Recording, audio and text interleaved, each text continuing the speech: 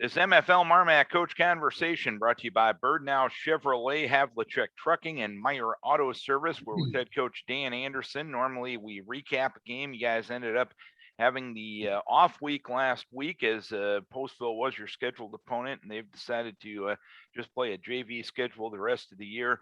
All in all, looking at how you guys held up last week, how'd you navigate the awkwardness of not having a game to get ready for?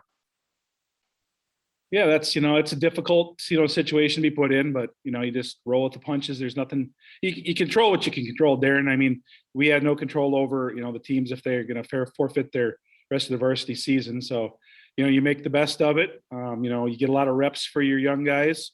That's what we did last week. We shortened up our practice a little bit, had a little bit of fun, in practice too, had some competitions and things like that. And, these are high school kids and we want them to have a great experience. It's not all about, X's and O's. It's about having a fun time and, building relationships with their teammates and with their coaches. And so, we shortened practices a bit, got a lot of reps for a lot of young guys.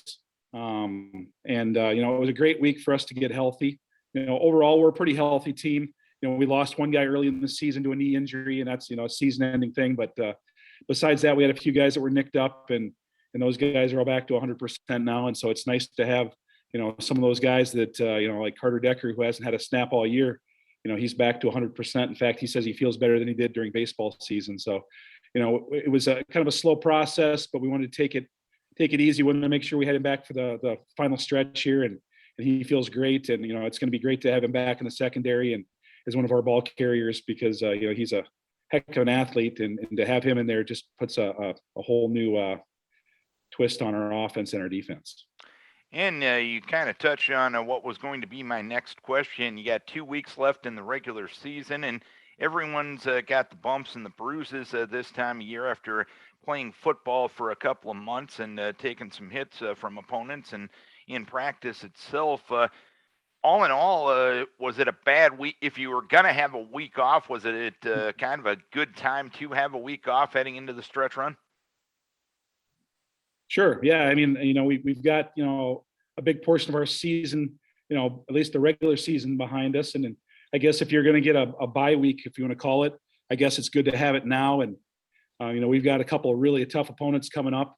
Things set up pretty good on our schedule. We knew we had a meat grinder of a schedule in this year. And our guys have really, risen to the challenge each week. We've got one loss on our record, but it was a 2-point loss to, a Columbus team who's a really good football team. And, now we've been set up that, we still have an opportunity in front of us. The ultimate goal was to win a district title, third one in a row, and kind of setting up like it did last year for us when we lost to Wapsie Valley by a point. And then, Southwind ended up beating Wapsie, and then we had to beat Southwind to win the district title. And we did that. And it's kind of setting up like that again here at the end of the season. We've got Cascade this week, and they're a great opponent. I mean, they've got, an all-state running back. And I think last week he had 253 yards on 9 carries, and he had averaged 28 yards a carry. And he's just a really super talented back. And then of course, if we don't beat them, our ultimate goal, for a district title is not going to be there. So we have to make sure we're focused for this week. But then of course, if we were able to get the win this week at home, that sets up a big matchup with Beckman, who's undefeated. And, we're looking forward to that opportunity if it arises.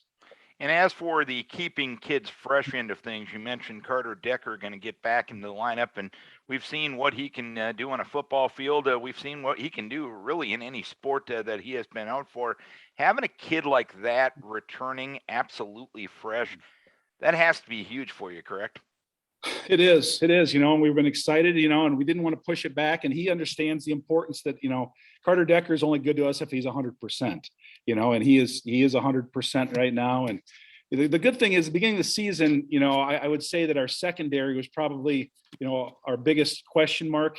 And we had a lot of inexperience back there. Not that we didn't have good guys, but a lot of inexperience.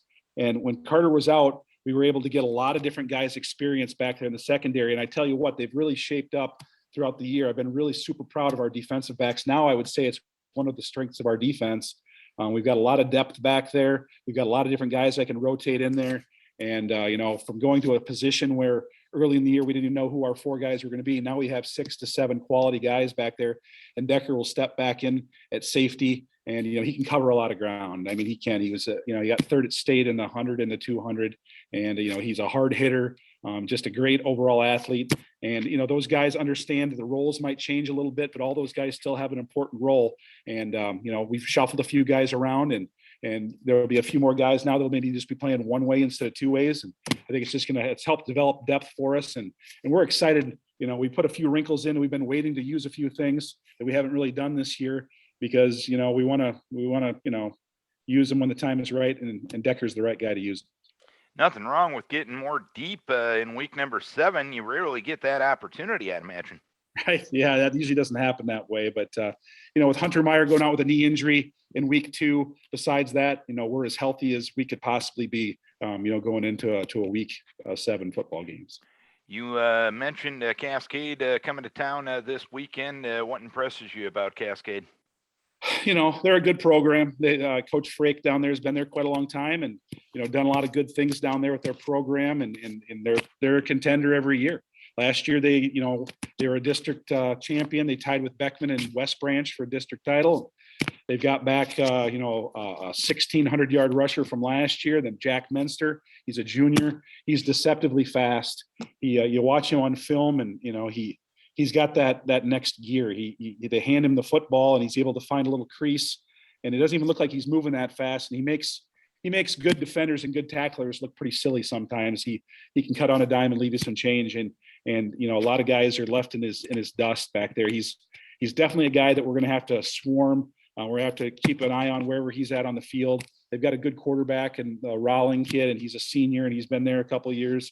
And they've got good size up front. They're 250, 270 across the line. And so, they're just a good, solid football team. They score a lot of points. They put up 66 points last week. So our defense is really going to be challenged this week. We feel like offensively we can put up a lot of points too. So I think that, our fans should, get a good ball game. It should be, it could be a high scoring game and a lot of points put on the board this week. All right, Coach, here's to keeping your kids healthy. Here's to a successful senior night coming up on Friday night against Cascade. We wish best of luck. All right, thanks, Darren. Dan Anderson, head coach of MFL Marmac Bulldogs, back in action Friday night against Cascade.